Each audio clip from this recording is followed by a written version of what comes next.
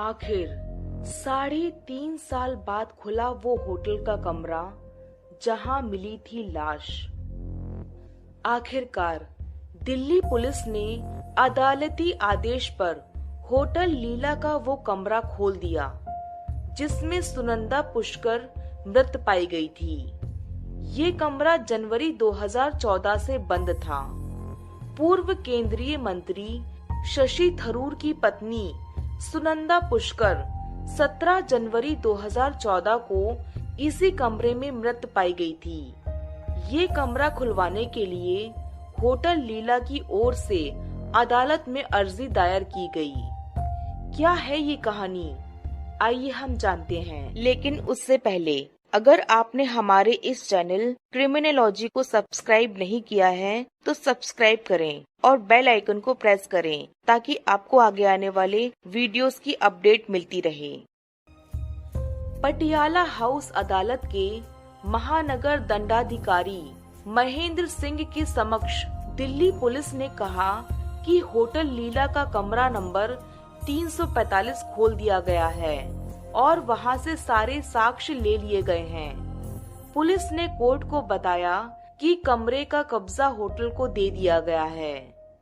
बता दें कि होटल लीला की अर्जी पर अदालत ने 3 दिन बाद कमरा खोलने का निर्देश दिल्ली पुलिस को दिया था। अदालत ने इस कमरे में आदेश का पालन न होने पर पुलिस को कड़ी फटकार लगाते हुए पुलिस उपायुक्त व संयुक्त पुलिस आयुक्त को भी तलब किया गया था। अदालत ने पिछली बार 10 अक्टूबर को कमरा खोलने के लिए पुलिस को 3 दिन की मोहलत देते हुए 16 अक्टूबर को रिपोर्ट तलब की थी। होटल लीला की अर्जी पर बहस करते हुए अधिवक्ता माधव खुराना ने कहा था कि कमरा बंद होने से होटल को अब तक लाखों रुपए का नुकसान हो चुका है। ये कमरा बंद होने के कारण इसमें बदबू आ रही है और ये पूरी तरह से बर्बाद हो गया है। इसके कारण आसपास के दूसरे कमरे भी कोई नहीं ले रहा है। कोर्ट को बताया गया कि पुलिस ने सभी साक्ष्य कमरे में से जनवरी 2014 में ही ले लिए थे। बावजूद इसके आज तक कमरे को सील करके रखा गया है।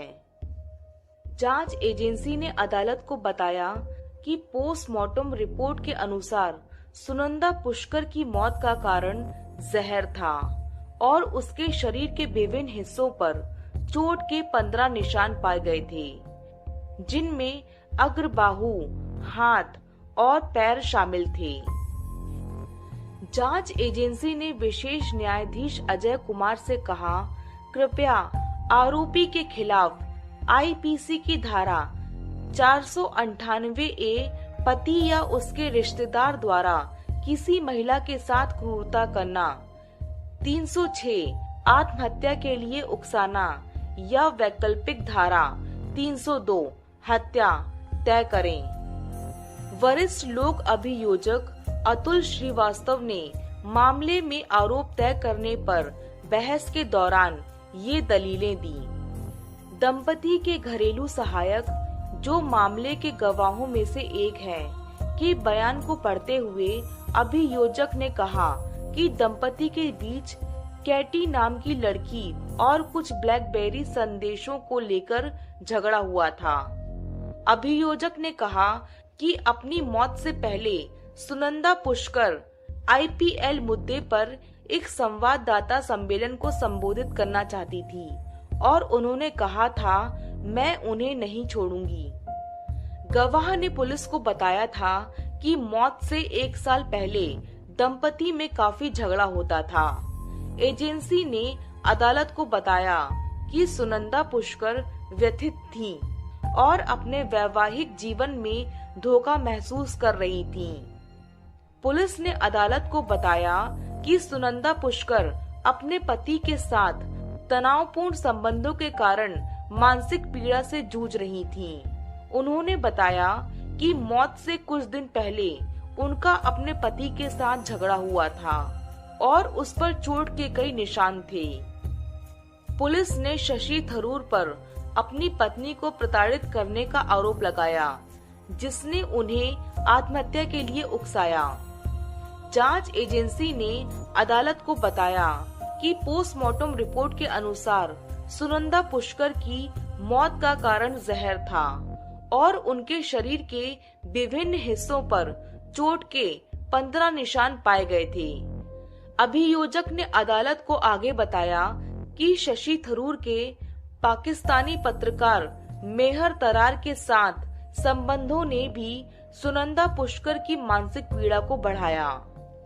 अभियोजक ने अदालत को सुनंदा पुष्कर की दोस्त और पत्रकार नलिनी सिंह के उस बयान से भी अवगत कराया, जो आरोप पत्र का हिस्सा है, कि दंपति के बीच संबंध तनावपूर्ण और खराब थे। उसने बताया कि उसने आईपीएल मामले में शशि थरूर की बहुत मदद की थी। उसे तरार और थरूर के बीच कुछ संदेश मिले थे। उसने उनके घर जाने से इनकार कर दिया था। इसके बजाय लीला होटल चली गई। दोनों के बीच संबंध बहुत खराब थे। ये सब सिंह ने अपने बयान में कहा था। शशि थरूर की ओर से पेश वरिष्ठ वकील विकास पहवा ने दलीलों का खंडन करते हुए कहा कि अभियोजक द्वारा दी गई दलीलें आरोप पत्र को पढ़ने के विपरीत थीं और उनके द्वारा लगाए गए आरोप बेतुके और बेतुके थे। पहवा ने कहा कि अभियोजक ने मनोवैज्ञानिक शव निरीक्षण करने वाले विशेषज्ञों की राय नहीं पढ़ी, जिन्होंने स्पष्ट रूप से माना है कि ये ना तो हत्या का मामला है और ना ही आत्महत्या का, बल्कि कुछ अज्ञात जैविक कारणों के कारण है। परिवार या दोस्तों के बयान में ऐसा कुछ भी नहीं है जिससे पता चल सकता हो कि डॉक्टर थरूर ने कभी उनके साथ क्रूरता का व्यवहार किया है। इसके विपरीत ऐसे कई बयान हैं जो कहते हैं कि डॉक्टर थरूर ने हमेशा सुनंदा के साथ सभ्यता और सम्मान का व्यवहार किया था।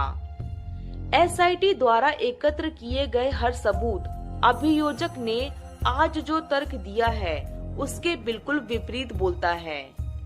मामले को पहले आगे की कार्रवाई के लिए सत्र न्यायालय में भेजा गया था। आरोप पत्र में सूचीबद्ध अपराध के लिए अधिकतम सजा 10 वर्ष कारावास है। हालांकि यदि 302 के लिए दोषी ठहराया जाता है तो अधिकतम सजा मृत्यु दंड है, जबकि न्यूनतम आजीवन कारावास है। तरार के लिए कथित संबंध को लेकर ट्विटर पर दंपति के बीच तीखी नोकझोंक के तुरंत बाद सुनंदा पुष्कर की मौत ने सनसनी फैला दी थी। 51 वर्षीय सुनंदा पुष्कर 17 जनवरी 2014 की रात को दिल्ली के चाणक्यपुरी में लग्जरी होटल लीला के एक कमरे में मृत पाई गई थीं। ये जोड़ा होटल में रह रहा था क्योंकि उस समय थरूर के आधिकारिक बंगले का नवीनीकरण चल रहा था।